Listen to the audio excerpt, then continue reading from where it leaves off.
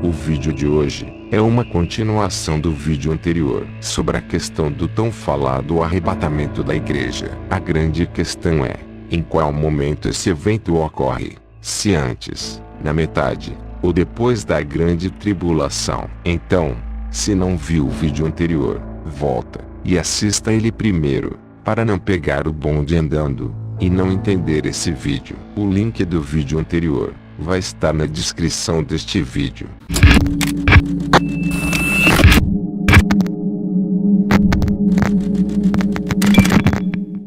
Como já foi dito, os principais textos usados para sustentar a doutrina pré-tribulacionista são Romanos 8:1, 1 Coríntios 15:51, 1 Tessalonicenses 1:10, 4:17, 5:9, Mateus 24, 40 e 41, e Apocalipse 3, verso 10. E nós vamos analisar os principais textos que sustentam o pré-tribulacionismo, para ver se a doutrina do arrebatamento secreto é bíblica ou não.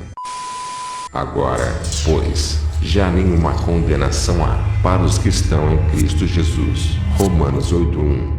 Em Romanos 8, o texto trata de duas leis. Entretanto, o tema tem seu início no capítulo 7 e termina no capítulo 8. Mas em resumo, Paulo discorre sobre duas leis: a lei do Espírito da vida e a lei do pecado e da morte. Agora, pois, já nenhuma condenação há para os que estão em Cristo Jesus, porque a lei do Espírito da vida, em Cristo Jesus, te livrou da lei do pecado e da morte. Em momento algum, o texto trata de grande tribulação, e a condenação referida no texto trata do juízo de Deus sobre os homens, que é narrada no capítulo 20 de Apocalipse a partir do verso 11, porque no verso 6 do mesmo capítulo diz: Bem-aventurado e santo é aquele que tem parte na primeira ressurreição.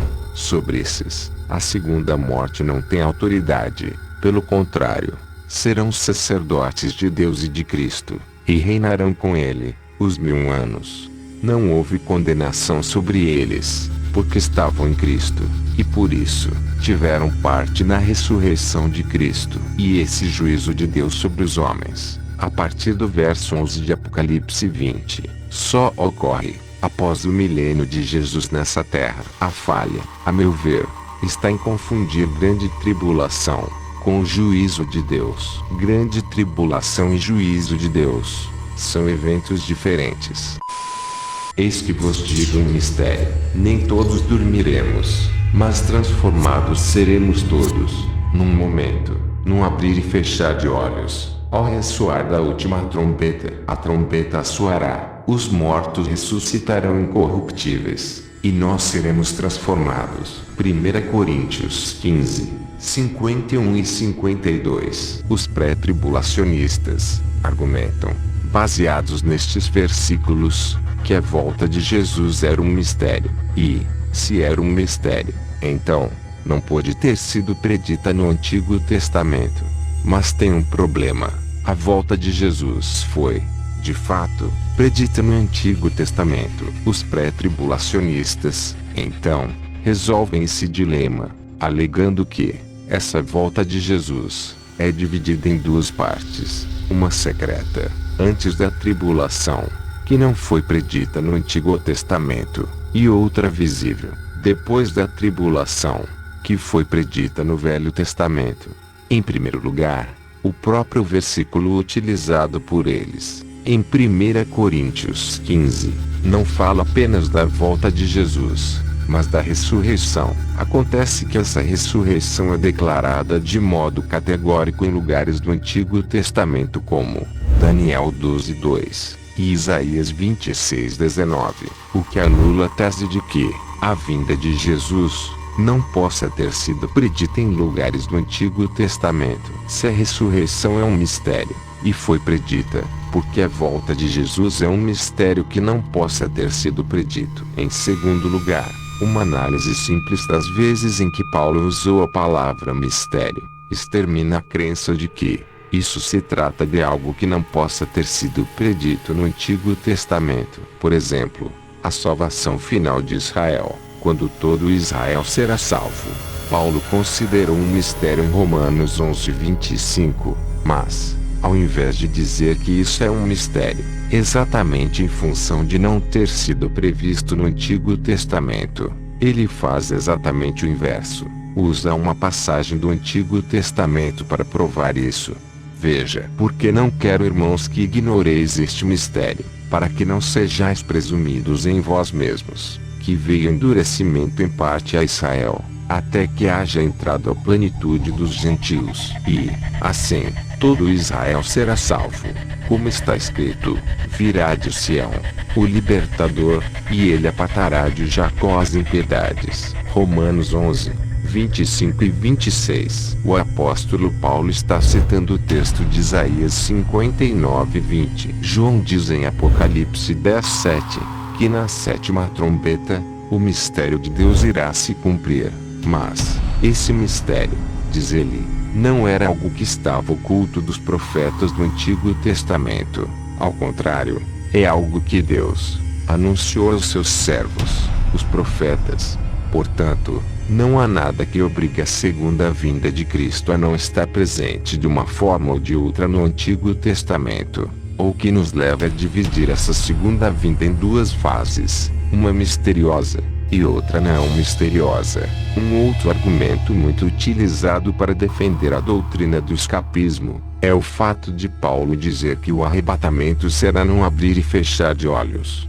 Logo, passa-se a impressão de que realmente o arrebatamento é como dizem. Porém, quando lemos os versos 51 e 52 com mais atenção, entendemos que Paulo está se referindo à transformação de corpos. A mudança de corpos é que será num momento, num abrir e fechar de olhos, e não o arrebatamento.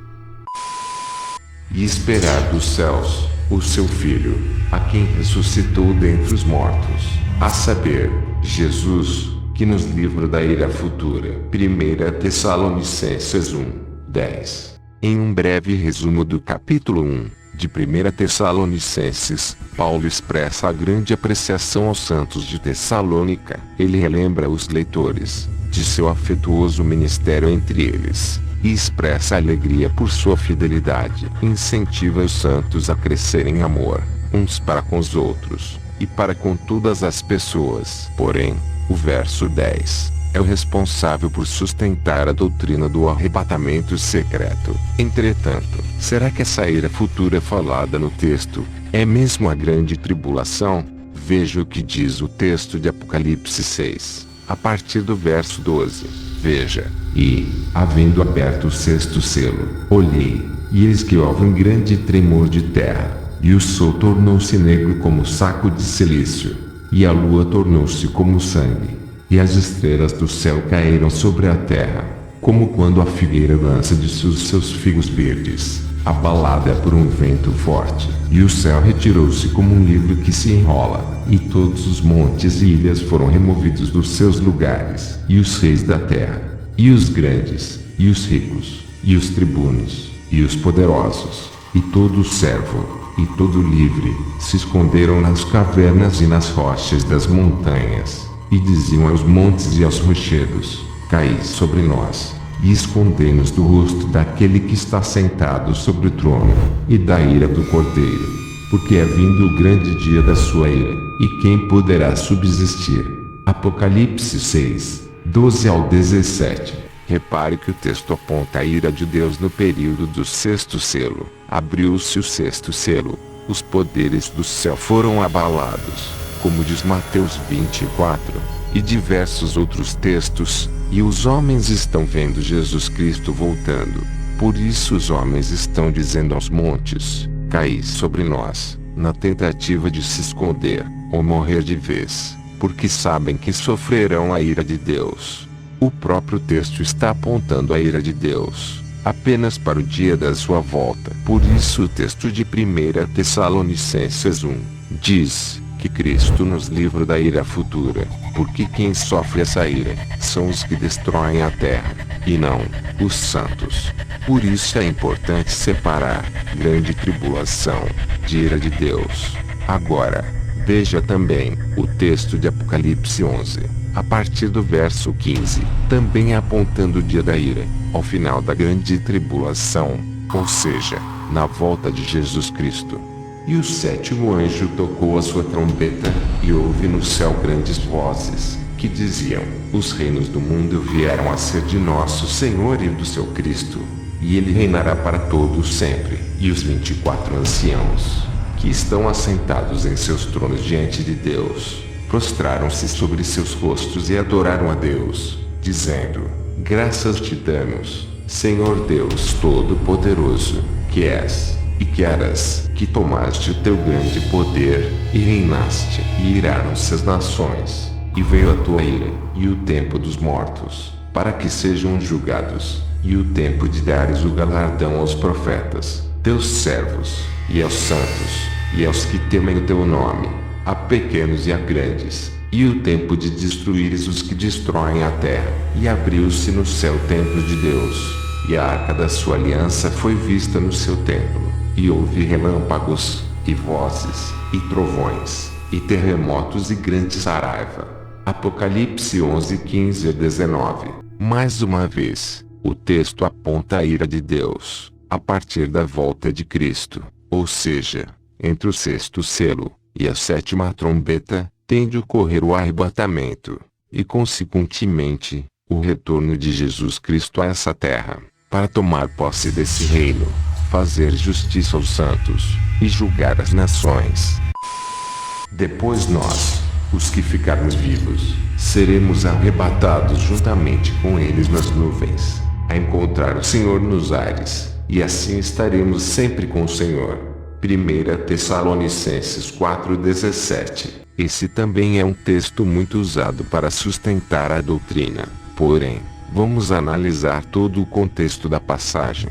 Veja, não quero, porém, irmãos, que sejais ignorantes acerca dos que já dormem, para que não vos entristeçais como os demais que não têm esperança. Porque, se cremos que Jesus morreu e ressuscitou, assim também, aos que em Jesus dormem, Deus vos tornará a trazer com ele. Dizemos-vos, pois, isto, pela palavra do Senhor, que nós, os que ficarmos vivos para a vinda do Senhor.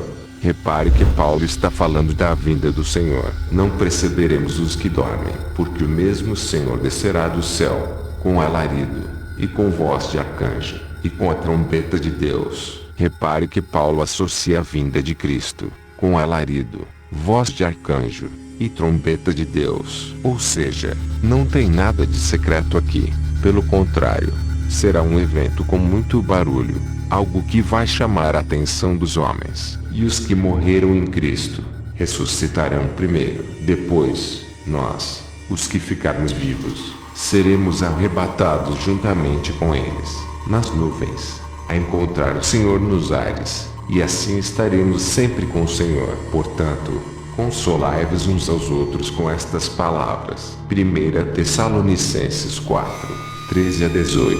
No mesmo texto, Paulo associa a vinda de Cristo com a ressurreição dos mortos e arrebatamento dos que ficarem até a sua volta, ou seja, daqueles que sobreviverem à grande tribulação. Não se pode separar esses eventos, com textos isolados da palavra. Ainda existem 3 textos muito usados para sustentar a doutrina pré-tribulacionista. No caso, 1 Tessalonicenses 5 verso 9, Mateus 24, versos 40 e 41, e Apocalipse 3:10. Entretanto, esta análise ficará para um próximo vídeo.